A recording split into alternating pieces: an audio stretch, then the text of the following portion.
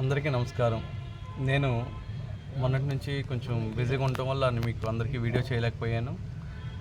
ఈరోజు మళ్ళీ తిరిగి మీకోసం ఒక వీడియోని తయారు చేస్తున్నాను. అది సింహరాశికి సంబంధించినటువంటి ఒక వీడియోని మీకు నేను ఈరోజు చూపించబోతున్నాను. మన ద్రాక్షారామ టెంపుల్లోకి రావడం జరిగింది. ఆ విశేషాలు కూడా మీకు నేను మరొక వీడియోలో చూపించడం జరుగుతుంది.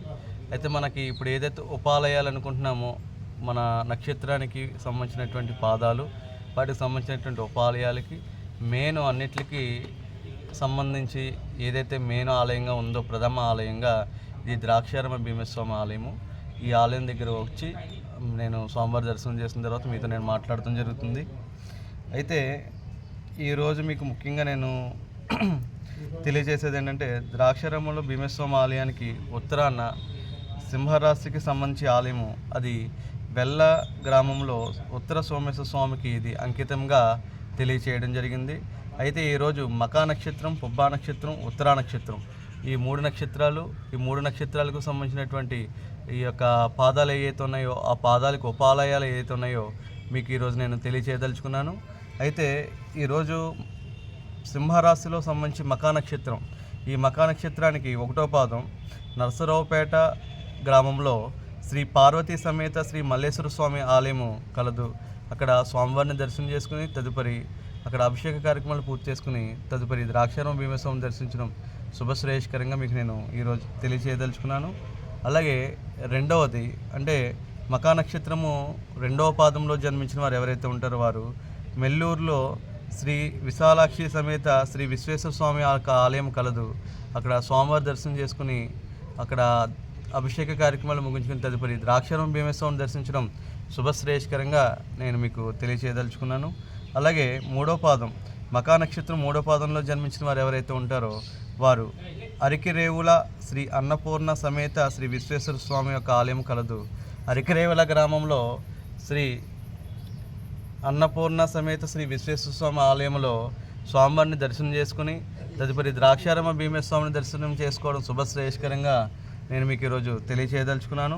అలాగే మకా నక్షత్రం జన్మించిన వారిలో 4వ పాదం, ఈ 4వ పాదంలో ఎవరైతే జన్మించి ఉన్నారో వారు కొత్తూరు గ్రామము శ్రీ పార్వతీ సమేత శ్రీ నాగలింగేశ్వర స్వామి ఆలయం కలదు. అక్కడ స్వామివారి దర్శనం చేసుకుని తదుపరి ద్రాక్షారామ భీమేశ్వరం దర్శనం చేసుకోవడం శుభశ్రేయస్కరంగా నేను మీకు తెలియచేయదలుచుకున్నాను.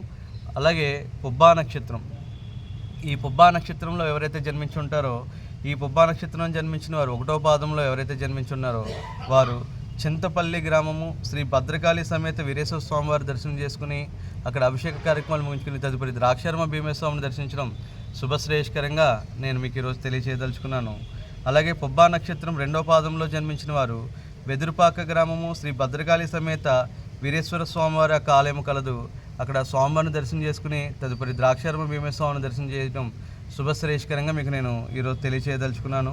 అలాగే 3వ పాదంలో ఎవరైతే జన్మించున్నారో, పుబ్బా నక్షత్రం 3వ పాదంలో జన్మించిన వారు శ్రీ అక్కడ తొస్సుపూడి గ్రామము శ్రీ బాల త్రిపుర సుందరి సమేత శ్రీ గోరేశ్వర స్వామివారి యొక్క ఆలయం కలదు.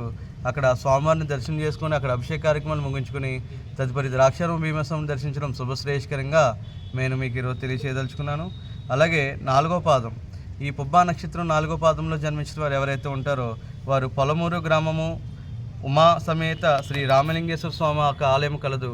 అక్కడ స్వామివారిని దర్శనం చేసుకుని అభిషేక కార్యక్రమాలు ముగించుకుని తదుపరి ద్రాక్షారామ భీమేశ్వరం దర్శించడం శుభశ్రేయస్కరంగా ఈరోజు తెలియచేయదలుచుకున్నాను.